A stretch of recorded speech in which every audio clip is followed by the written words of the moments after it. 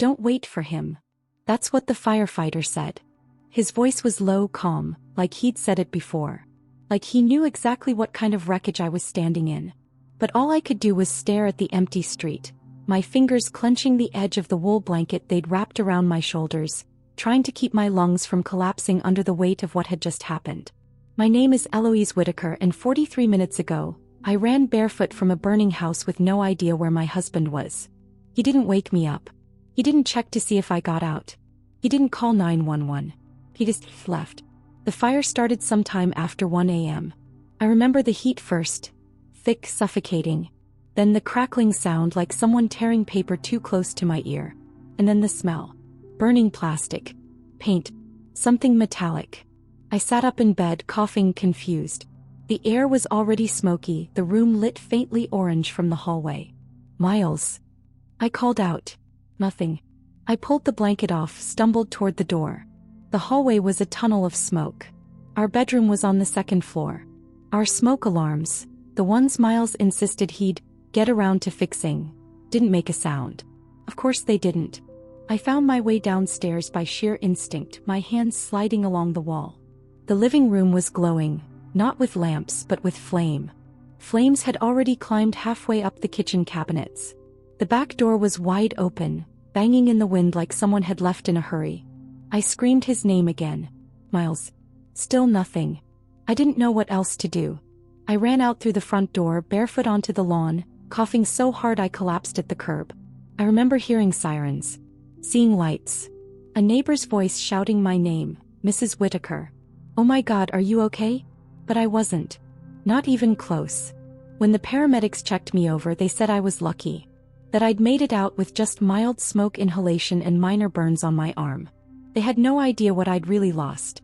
By the time the sun came up, my house was a blackened shell. Nothing but wet ashes and scorched lumber. Our wedding photos. My mother's journals. The stupid coffee mug Miles got me for our anniversary that said, "Hot wife." All of it, gone. But none of that hurt as much as the silence. Miles never came back. At first I thought maybe he got scared. Maybe he panicked and ran. I'd seen that happen on the news, people freezing or fleeing without thinking. But he never called. Never texted. Never even asked if I was alive. Not that day. Not the next. I filed a missing person report. The police didn't seem alarmed. Adults have the right to disappear, the officer said with a shrug, like Miles might have just taken a weekend trip to think things over. But that wasn't Miles. At least I didn't think it was. We'd been married for 8 years. He'd held my hair back when I had food poisoning. Stayed up with me through my mother's cancer treatment. Told me just last week that I was his home. So why had he abandoned me and mine? My sister Laurel flew in from Austin. She sat with me in the motel room the Red Cross put me in, combing through every possible explanation. Maybe he'd had a breakdown. Maybe he was kidnapped. Maybe he was doing something stupid and didn't want to be caught. But the truth wasn't maybe. The truth was, he was gone. And he took more than just his toothbrush. 3 days after the fire, I was sitting on the edge of the motel bed, watching a local news segment about the fire. The anchor's voice was sympathetic. Officials believe the blaze started in the kitchen, but the cause remains under investigation. The homeowner, Eloise Whitaker, escaped with minor injuries, while the whereabouts of her husband remain unknown. The camera cut to the wreckage. My house, our house, looked like a war zone. They even caught me in the background, standing barefoot in the street, the blanket still around my shoulders, staring into the dark. That's when my phone rang. Unknown number. I hesitated, then picked up. Hello. A man's voice answered. Calm. Precise. Mrs. Whitaker, this is Ronald Kessler, Senior Field Investigator with Sycamore Mutual. I'm calling regarding your recent homeowner's claim. He paused. I was hoping we could set up a time to talk. In person. There are a few inconsistencies I'd like to review with you. And I have some questions about your husband. That last sentence landed like a punch. Not our policy. Not your loss. Not the fire. Your husband. My throat tightened. What kind of inconsistencies? I asked. His voice stayed calm. I think it's best we talk face to face. I'll be in Charleston tomorrow. Would 10 a.m. work for you? I agreed without thinking. But after he hung up, my mind wouldn't stop spinning. Inconsistencies? Questions about Miles? That night I barely slept. I lay awake staring at the ceiling, the motel air conditioner rattling like a clock ticking down to something I didn't understand yet. But deep down, I already knew this wasn't just a fire. Something was wrong. And I was about to find out how wrong. He was already waiting when I walked into the hotel lobby. A tall man in a charcoal gray blazer, sitting stiffly in one of those oversized leather chairs that make even confident people feel too small. He stood as soon as he saw me, polite but not warm. "Mrs. Whitaker?" "Yes," I said, pulling my jacket tighter around me. He extended his hand. "Ronald Kessler. Thank you for meeting with me." We sat at a small table in the corner near the fireplace. It was one of those boutique hotels downtown, the kind with exposed brick and Edison bulbs that tried too hard to look effortless. I ordered tea just to have something to hold. He didn't bother with small talk. "I want to start by saying I'm sorry for your loss. Even if your husband isn't confirmed deceased, going through something like this is traumatic. I've seen it more than once." I nodded, unsure how to respond to the phrase "isn't confirmed deceased." It hung in the air like a challenge. He opened his briefcase, removed a thin file and slid it in front of him. "Let's go over a few things together. I just want to make sure everything lines up before we move forward with the claim." "Okay," I said cautiously. Kessler leaned forward. "You and your husband were both listed on the homeowner's policy as co-insured. You've lived in the home since 2018. Mortgage paid off last year." "Yes. We used my inheritance from my mom to pay it off." "And the contents of the home, estimated value?" "About 100,000, I said. "That includes furniture, electronics, some antiques. Art." I submitted a full list. He nodded, flipping a page. "And you were home the night of the fire? Alone?" I hesitated. "Yes." "No idea where Mr. Whitaker was?" "No." "Did he normally stay out overnight without telling you?" "No," I said sharply. "That wasn't like him." He tilted his head slightly. "But you weren't concerned when you woke up and he wasn't in the house?" "I was terrified," I snapped. "I thought he might have been inside. I called for him. I ran through the smoke. I barely got out. And then he was just gone." He watched me for a moment, his face unreadable. "Have you heard from him since the fire?" "No." "Do you think he's dead?" The question landed like a slap. I blinked at him. "I don't know what to think," I said, my voice trembling. "He didn't come back. He didn't call. His phone goes straight to voicemail. His wallet was gone, his car is missing. But the police won't issue a bolo because technically, he's an adult." Kessler nodded slowly. "Then, were you aware your husband took out an additional life insurance policy 3 months ago?" I froze. "What?" "Through a third-party provider. Separate from Sycamore Mutual. A $500,000 policy. You're the sole beneficiary." I stared at him. "No. I didn't know that." He flipped another page. "Also, 2 weeks ago, a storage unit was opened under your husband's name in Somerville. Paid for in cash. Would you know anything about that?" "No," I whispered. Kessler looked up at me again. "Mrs. Whitaker, I want you to understand, none of this means anything definitive. Yet.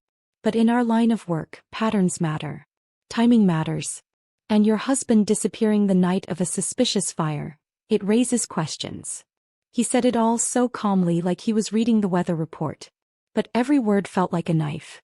I gripped the edge of the table, forcing myself to breathe. "I didn't set the fire," I said. "If that's what you're implying." "I'm not implying anything," he said. "Yet. My job is to verify the facts. That's all." He closed the folder. "There's one more thing. We ran a digital trace on your husband's credit cards. Nothing recent until yesterday. A gas station in Georgia. $43 on pump 4. My heart stopped. He slid a receipt across the table. It had Miles' name on it. His card. His zip code. Time stamped. 2.5 days after our house burned to the ground. You're telling me he's alive? I'm telling you his credit card was used. That's all we know right now. But we've alerted law enforcement, and if he's alive, we're going to find him." I sat back in my chair, dizzy. Miles hadn't died. He'd run. While I was standing barefoot in the street, coughing up black smoke, he was pumping gas in another state. Suddenly, I didn't feel like the victim of a house fire anymore. I felt like the beginning of someone else's story. I don't remember walking back to the motel. I remember the receipt. The $43 charge. The gas station address printed at the bottom. Bluebird Express Stop, Valdosta, Georgia. I remember Kessler's face, calm and steady as if this happened all the time. As if it were normal for husbands to vanish in the middle of a house fire and show up 2 states away, buying gas like nothing happened. But what I remember most is the way my stomach dropped. Like something inside me had already known. Like my body had been trying to tell me the truth for days, and I'd been too afraid to listen. Back in the motel room, I sat on the edge of the bed, still in my coat. I stared at the TV muted where a reality cooking show was playing. Some guy yelling about undercooked scallops. It felt surreal. I pulled out my phone. Searched for the gas station. There it was. Bluebird Express Stop just off I-75. Miles had family in Georgia. A cousin he hadn't spoken to in years. A college roommate who'd moved to Atlanta. But Valdosta? We'd never even driven through it. I zoomed in on the map. Behind the gas station was a pawn shop, a Motel 6 and a diner. Nothing else for Miles. Why would he go there? I picked up my phone and called his number again. Still voicemail. Still that same message he'd recorded 2 years ago, cheerful and forgettable. Hey, this is Miles. Leave a message and I'll hit you back. I stared at the phone. And for the first time I realized something terrifying. I didn't really know my husband. Not fully. Not the version of him who took out a secret life insurance policy. Not the version who paid for a storage unit in cash. Not the version who ran. When Laurel came by later that afternoon, I told her everything. The insurance meeting. The gas station charge. The life insurance. The storage unit. Her face changed as I spoke bit by bit. She didn't say I told you so. She didn't have to. Laurel, I asked quietly, do you think he set the fire? She was quiet for a long time. Then she said, I think he's not who you thought he was. And if he's lying about this much, anything's possible. That night after she left, I sat with my laptop in my lap and opened every account I could think of. Bank, credit card. Miles and I had never shared passwords. A small line of privacy we both said we respected. But I'd seen him type his login into our laptop enough times to guess a few. The first 2 tries didn't work. The third did. I was in his email. What I found wasn't explosive, not yet. But it was enough. He'd been forwarding emails from our joint bank account to a second email address I didn't recognize. m.whitfield.tx@gmail.com. Not Whitaker. Whitfield. I clicked through the folders. No messages in inbox, no sent items, no trash. He'd scrubbed everything. But he'd missed one thing. A confirmation email. From EverSafe Storage. Unit #117B. Your monthly rental has been confirmed. Payment received. Thank you, Mr. Whitfield. The storage unit in Somerville. It was real. I copied the address down, hands trembling. Then I texted Laurel. I need a ride. Tomorrow morning. I'll explain everything. Her response came immediately. You got it. I'll bring coffee. I didn't sleep that night. I kept thinking about that open back door. The one swinging in the wind. Had he left it open on purpose? Had he known I'd run that way? Had he wanted me to get out? Or had he simply not cared? I didn't know.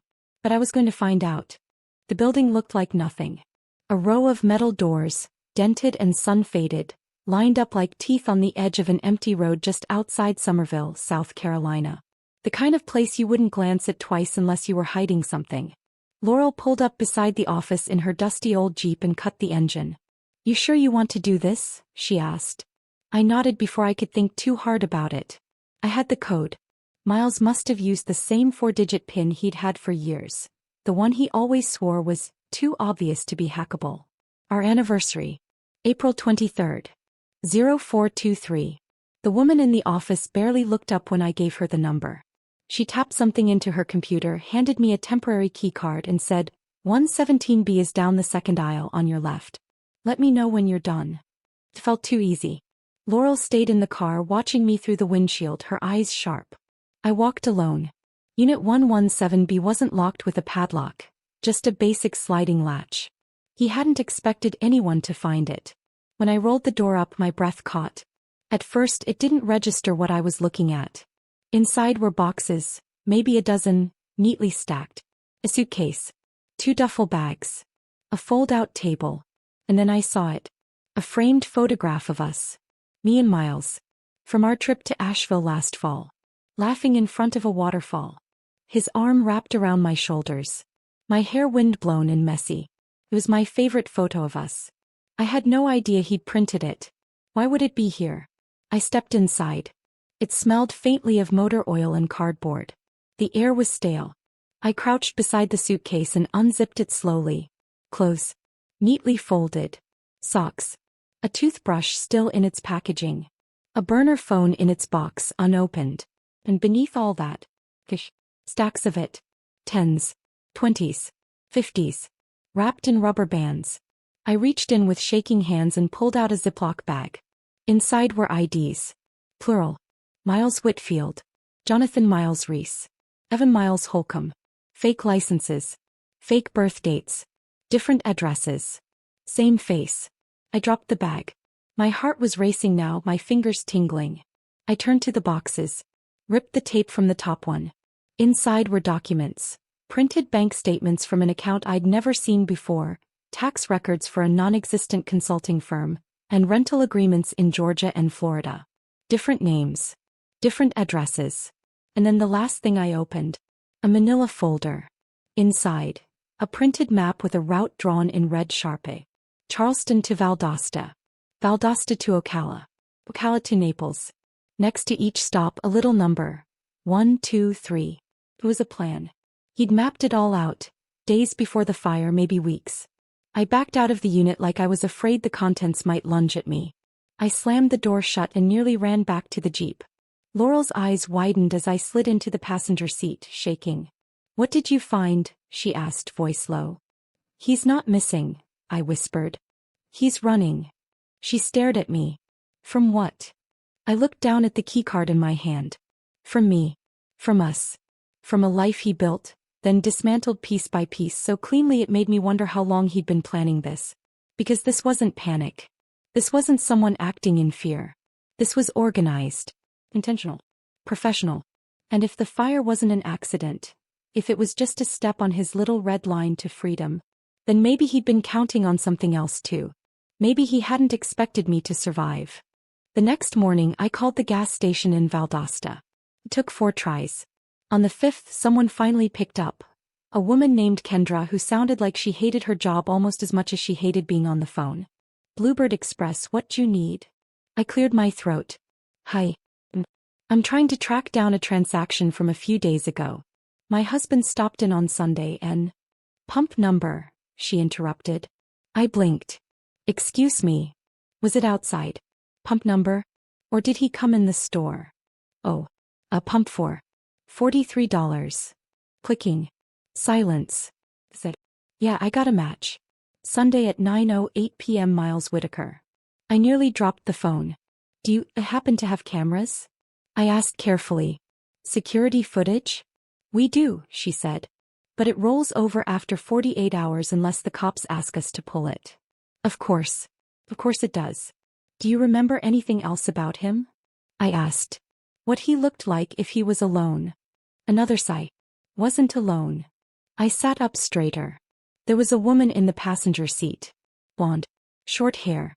I remember, 'cause she came in to buy Gatorade. Looked like she'd been crying. I felt like I'd been slapped. A woman. Yup. My throat was dry. "Do you remember what kind of car they were in?" "Gray SUV. Toyota or Nissan. One of those boring ones."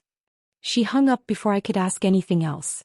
I sat motionless on the bed, the motel comforter bunched beneath me, like it might anchor me to the moment. Miles wasn't alone. And worse, he wasn't with a stranger. I knew who she was. At least, thought I did. I pulled out the box of photos I'd salvaged from the storage unit the day before. Most of them were harmless. Us at parties, hiking, celebrating holidays. But tucked between 2 old birthday cards was a photo I hadn't seen in years. Miles and a woman named Bree Weller. They'd worked together at a civil engineering firm before he left to start freelancing. I only met her once, at a holiday party. Bree had been just a friend, the kind who texted him at weird hours and knew his Chipotle order. And now she was sitting in his car, days after he'd disappeared. I didn't want to believe it. But it fit. The second email address. The burner phone. The cache. Miles wasn't just running. He'd planned a new life, and it looked like Bree was going with him. I printed out the motel receipt I found in the storage unit. From a Sun Palm Inn, dated 4 days before the fire. 1 queen bed. 1 night. Naples, Florida. A name had been handwritten at the top in shaky cursive. Mr. Miles W. Holcomb. The fake ID matched. I pulled up the motel's number and called. A sleepy man answered. Sun Palm Inn, how can I help you? I gave him the name. The date. The room number. There was a pause. Yeah, I remember him. Came in with a woman. Blonde. Looked tired. Had a prepaid card. Was there anything unusual about them? Well, he hesitated. I mean, not really. Except they left early. Real early. Like 3 a.m. Didn't say anything. Just got in their car and drove off. Do you remember the license plate? I asked, desperation bleeding into my voice. He laughed. Lady, I barely remember to charge people. Sorry. I thanked him and hung up. Then I just sat there. Mouth dry. Mind racing. Naples. Valdosta. A red-lined map leading south. But now something else gnawed at me. They were scared. Why else leave in the middle of the night? Why the burner phones, the cache, the aliases? I'd assumed Miles was running from me. From our life. From the fire. But what if that wasn't the whole story? What if he wasn't just running? What if he was hiding? The message came through at 2:13 a.m. I was lying in bed, unable to sleep, my thoughts looping endlessly. The fire, the storage unit, the motel receipt, Bree Weller's face in my memory, Miles's silence, when my phone lit up. No caller ID. No name. Just one line of text. Stop looking. My chest tightened. I stared at the screen waiting for more. Nothing came. Just that. Not a question. Not a threat technically. But it felt like one. I reread it over and over. Stop looking. I checked the number, hidden of course. I tried calling back. Dead tone. Walked. Untraceable. It wasn't Kessler. It wasn't the police. And it definitely wasn't a wrong number. Someone knew what I was doing. Someone wanted me to back off. I sat up, turned on the lamp and stared at the hotel room door like I expected someone to knock. Or worse. Was it Miles? Bree? One of them warning me to let go of the trail? Or was it someone else entirely? I thought back to the boxes in the storage unit. The cache. The fake IDs. The fake company names on the tax forms. One of them had sounded familiar, like something I'd heard before but couldn't quite place. North Trail Consulting. It had been listed as one of the business addresses. Fake, I assumed. But I Googled it anyway. It wasn't fake. It was a real company, at least on paper. Registered in Florida, incorporated 2 years ago. No website. No phone number. But it showed up in 2 leaked government contracts from a watchdog site I used to reference for work. North Trail Consulting had received $240,000 from a subcontractor tied to FEMA disaster relief. The kind of murky paperwork where things go to disappear. I clicked deeper, following a link through a journalist's blog. Apparently, North Trail had been flagged for possible fraud, but the investigation had been dropped for lack of evidence. Was Miles involved in this? Had he been using this company as a front? Was that what the fake identities were for? Not just to escape me but to escape liability? The deeper I went, the colder I felt. And then I found the name again. Not under Miles Whitaker or Whitfield or Holcomb, but another variation. Weller. Weller. As in Bree Weller. Suddenly the dots connected like dominoes falling sideways. It hadn't been just an affair. It had been a partnership. They'd been doing something criminal maybe, and the fire, the disappearance, the running, it was all part of a cover-up. I sat frozen in the glow of the laptop screen, the anonymous message burning in my mind. Stop looking. Oh, not now. I reached for my phone and called the one person who might still be awake. Kessler. He answered on the second ring. Mrs. Whitaker? I need to meet, I said, my voice sharp. Tomorrow. As early as you can. What happened? I got a message. A threat. And I think my husband wasn't just hiding from me. He was hiding from someone bigger. Kessler was quiet for a beat. Then he said, I'll be at your motel at 7:30. Don't talk to anyone until then. I nodded, then remembered he couldn't see me. Okay. Lock your door tonight. Kessler was already waiting in the parking lot when I stepped out of my motel room at 7:29 a.m. He stood by a dark sedan, coffee in one hand, folder in the other. No smile. No pleasantries. Just a nod. Get in. We sat in the car, warm, quiet, safe from the sticky Charleston air, while I told him everything. The gas station clerk. The sun palm in receipt. The burner phones. The cash. The name North Trail Consulting. The government connection. The text. The threat. He didn't take notes. He didn't interrupt. He just listened, eyes locked on the dashboard like he already knew more than he was letting on. When I finished, he finally said, "You shouldn't have gone into that storage unit alone." I didn't know what I was walking into. Exactly. I stared at him. What is North Trail Consulting? He sighed. Opened his folder. Pulled out a document and slid it into my lap. It was a photo, grainy and slightly tilted, of Miles and Bree sitting at a table in a cafe. Bree was turned slightly away, but it was definitely her. Miles was looking straight at the camera, unaware. When was this taken? Asked, my voice dry. 6 weeks ago. Naples, Florida. My stomach dropped. You were watching them? Kessler turned to face me. Mrs. Whitaker, I wasn't completely honest when we first met. I'm not just with Sycamore Mutual. I'm also a federal consultant, embedded through a joint task force. My eyes narrowed. A task force for what? Insurance fraud. Corporate identity laundering. Disaster fund embezzlement. We've been tracking Miles and Bree for the past 11 months. I could barely process what he was saying. Are you telling me my husband is a criminal? I'm telling you, Kessler said carefully, that Miles Whitaker, or Whitfield or Holcomb or whoever he's pretending to be this week, is part of something larger. Something sophisticated. And up until 3 days ago, we thought he might have faked his own death in that fire. I blinked. Wait, you thought I helped him? Kessler didn't respond immediately. We had to consider every possibility, he said.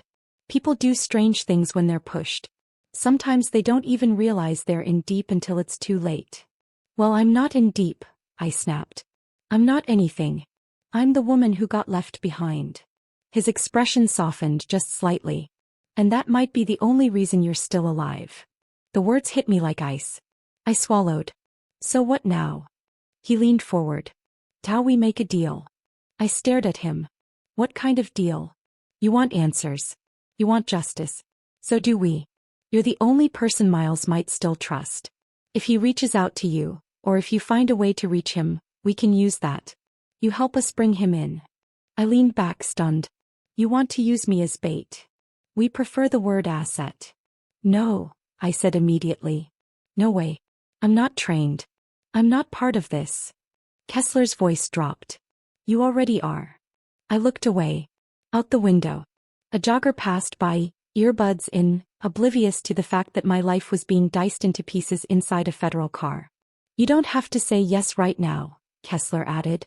But think about it. You can go back to rebuilding your life, pretending this never happened, or you can help make sure no one else gets burned. I was silent for a long time. Then I said, if I agree, what happens to me? We protect you. You don't move without us. We give you a secure phone, a cover story, a handler. You're never alone again, not until this is over. And then he added, almost as an afterthought. And if he reaches out, we'll be listening. It happened that night. After I said yes. Kessler dropped me back at the motel around noon with a secure phone, a second phone for backup and strict instructions. Don't deviate. Don't go anywhere alone. Don't try to improvise. His tone was clipped, but there was a shift, a kind of respect I hadn't seen before. He knew I wasn't some grieving wife anymore. I was a woman with skin in the game. We agreed I'd stay in town, keep using my real name, keep posting normal things on social media. Quiet breadcrumbs in case Miles was watching. A few hours later, Laurel helped me stage a selfie of me drinking iced tea on the motel patio. I added a caption like nothing was wrong. Trying to keep cool. Charleston humidity, 1 LE, 0. And then we waited. I didn't sleep. At 3:46 a.m. the secure phone buzzed. Unknown number. No caller ID. I stared at it for 2 full rings before answering. Hello. Silence.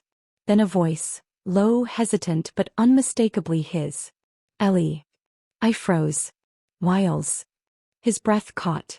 I didn't think you'd answer. I almost didn't. A long pause. I'm sorry, he said quietly. I could hear road noise in the background. He was driving. You disappeared, I whispered. You left me to burn. That's not what happened. Then tell me what did. But he didn't answer right away. I wanted to come back, he said finally. I did. I thought, maybe if you thought I was dead it would be easier. For who? I snapped. You. Or me. I didn't want to put you in danger. The words landed strangely. Danger from what? He paused again. You don't know who these people are. I closed my eyes. What people? The ones we were working for. It started out small. A few contracts. Disaster recovery audits. Then suddenly there was money missing. Paperwork that didn't make sense. They told us to sign off or else. Bree wanted out. But I thought if we laid low long enough it would blow over. Bree, I repeated. So she's with you. Another silence. Yes. Of course. I leaned forward, gripping the edge of the nightstand. So what was the fire, Miles? Just a distraction? Something to make your escape cleaner? His voice cracked slightly. No. That wasn't me. I swear to God. I thought you were dead, Ellie. I was parked up the street. Watching. I saw them go in. I saw them light it. Them. I felt the blood drain from my face. Who's them? I don't know, he said, panicked. Contractors. Enforcers. Not the real bosses. I think they were trying to erase everything. Wipe the slate. I wasn't supposed to be there. Neither were you. I sat back. They hadn't just tried to cover their tracks. They tried to kill us both. Miles, I said quietly, you need to turn yourself in. I can't. You can. They'll kill me. Then let us help you. There are people who can protect you. But you have to come in. He hesitated. You're not alone, are you? I said nothing. They're listening, right? His voice turned cold. They got to you. No one got to me, Miles. You ran. You lied. You burned our life down and expected me to grieve a ghost. You don't understand. I understand enough. You're out of time. You either come in, or you disappear forever. He was silent. I thought he might hang up. Then he said, I'll call you again. Tomorrow. Noon. I'll tell you where to meet me. The line went dead. And for the first time since the fire, I was more afraid of hearing from him again than never hearing from him at all. The next day at exactly 12 p.m. the burner phone buzzed again. This time there was no voice. Just a text. A location pin. It was a diner on the outskirts of Columbia, South Carolina. Middle of nowhere. Off the highway. The kind of place with faded booths, watery coffee, and a jukebox that hadn't worked since 1998. Kessler didn't like it. This has all the markings of a setup, he said.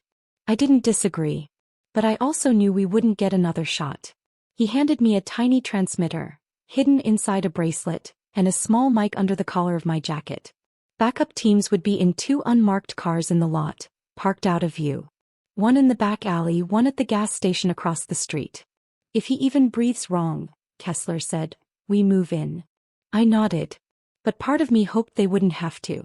Not because I trusted Miles, but because I wanted to hear the truth. From him. In person. I walked into the diner at 12:41. The air smelled like grease and bleach. The waitress didn't even look up. He was already there. Back booth. Baseball cap low. Hooded sweatshirt. Same tired face I used to kiss goodnight. Same eyes. But none of the warmth. None of the life. Just a shell wearing his name. I slid into the booth across from him. Hi, I said because I couldn't think of anything else. He looked at me, really looked at me. His voice was quieter than I remembered. Rougher. You look tired. You look guilty. He flinched slightly. Fair. I folded my hands on the table. So this is it. You brought me here. I came. What now? He didn't answer right away. Just reached into his jacket and pulled out a small flash drive. He slid it across the table like it weighed 100 pounds. That's everything, he said. Every document, email chain transfer. The whole web. I stared at it. Didn't touch it. Why now? Because they're closing in. On all of us. I don't know who they'll take out first. But it won't be clean.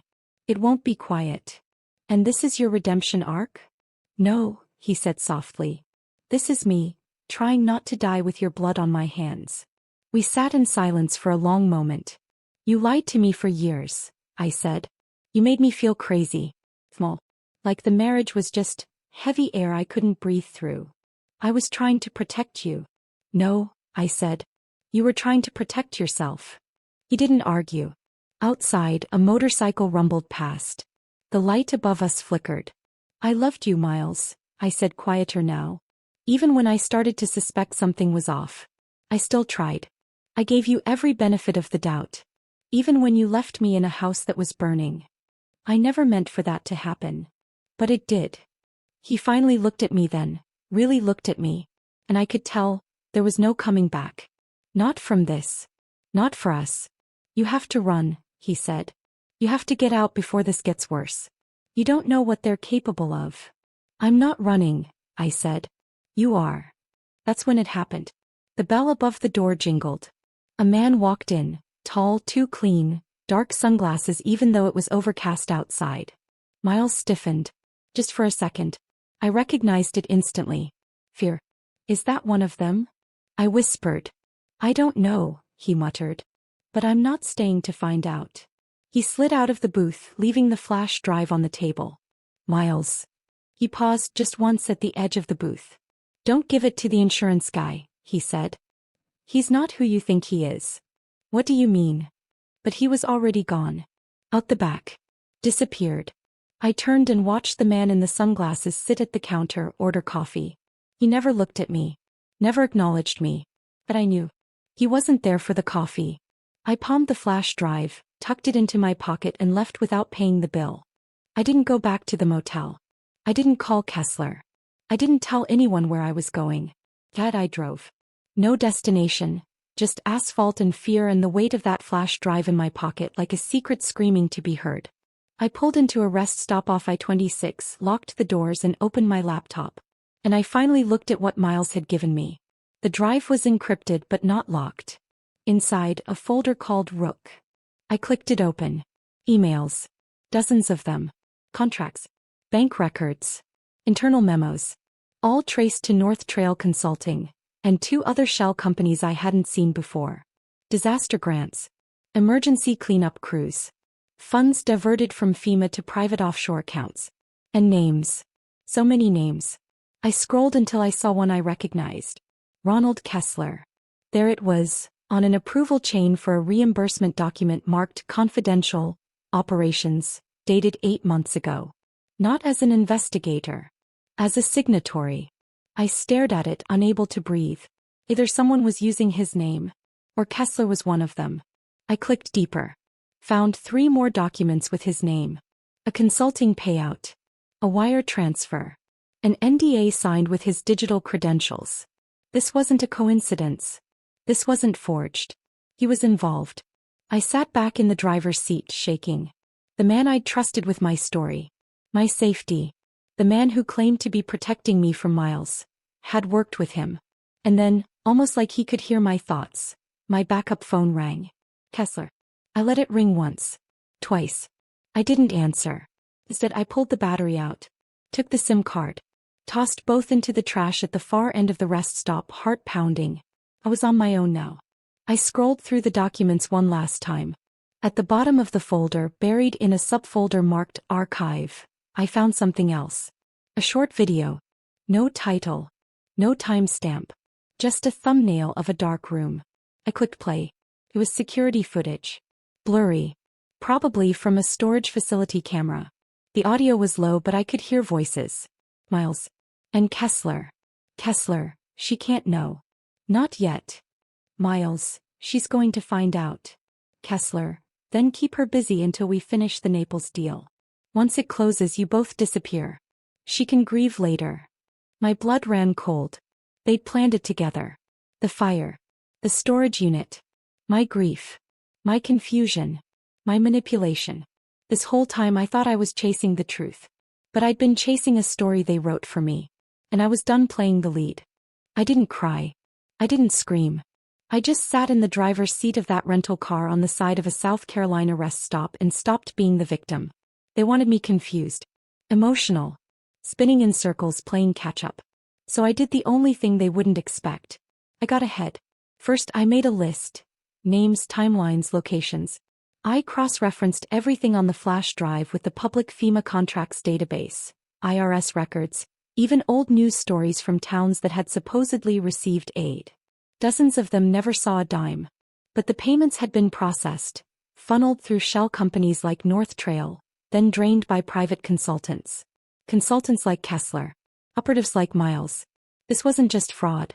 It was extraction, taking money meant for people with flooded homes, collapsed roofs, hurricane wreckage, and disappearing it through clean paperwork and dead-end LLCs.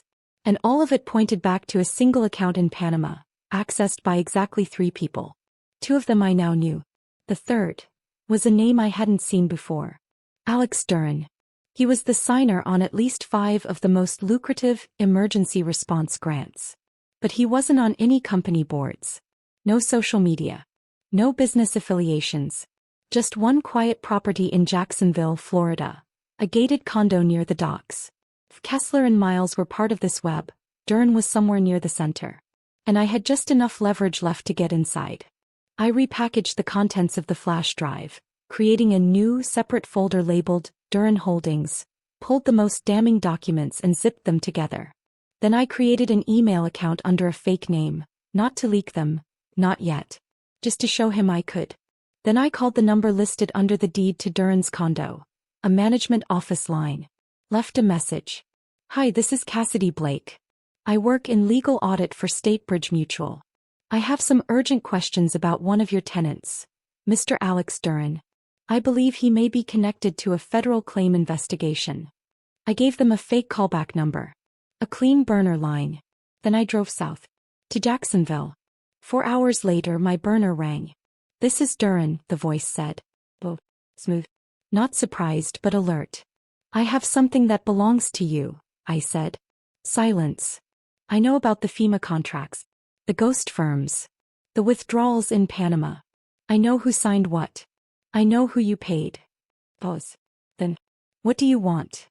I want an exchange. Of what? You give me Kessler.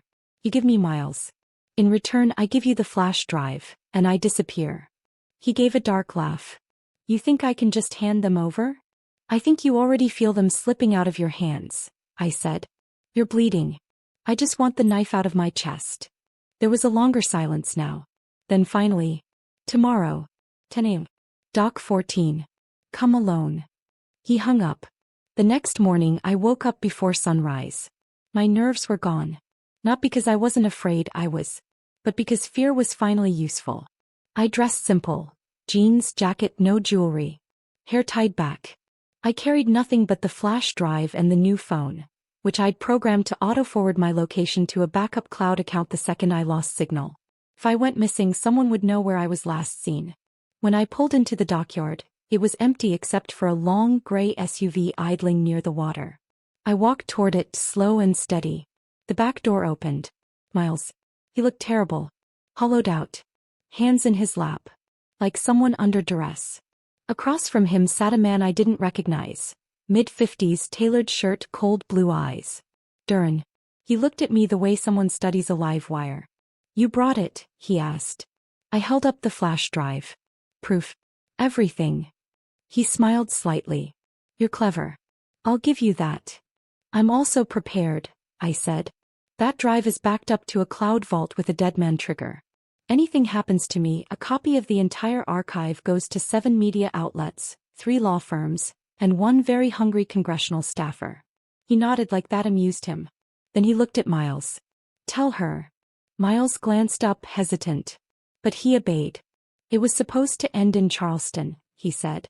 They were going to make it look like an accident. Kill you. Blame me. Close the loop.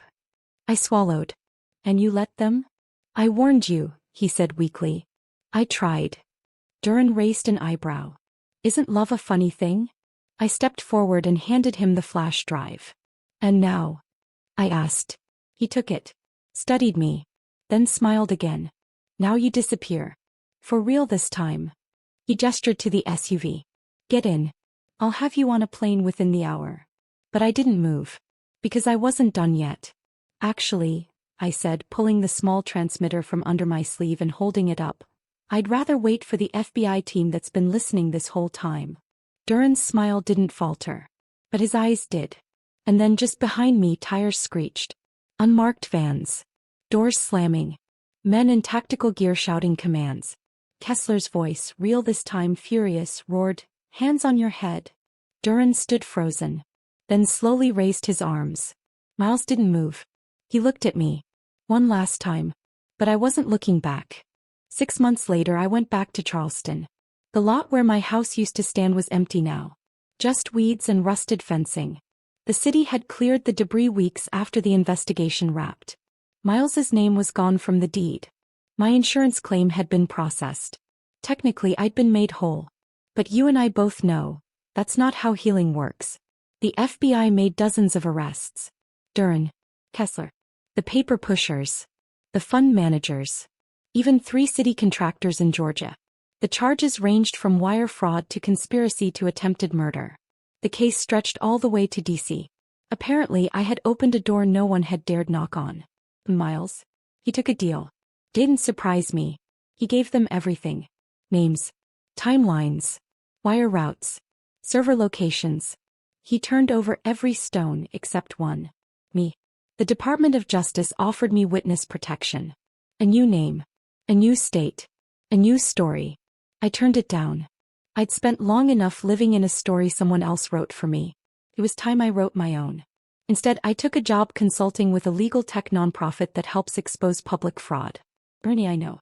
But there's something healing about using what nearly destroyed you to stop it from happening again. And every time I step into that office, I think of all the women who were told they were imagining things. Overreacting. Making it up. I think of who I was the day Miles walked out of that burning house. And I know I'll never be her again. I still keep the flash drive. Not because I need it. But because it reminds me that sometimes the truth isn't a light, it's a flame. And it burns. But it also clears the ground. You want to know what became of him, Miles? He's in federal custody. Minimum security. He sends me letters. I don't open them. Because there's nothing in them I need anymore. He thought the fire was the end. He thought the smoke would erase everything. But I stepped out of those ashes. And I didn't just survive. I became someone new.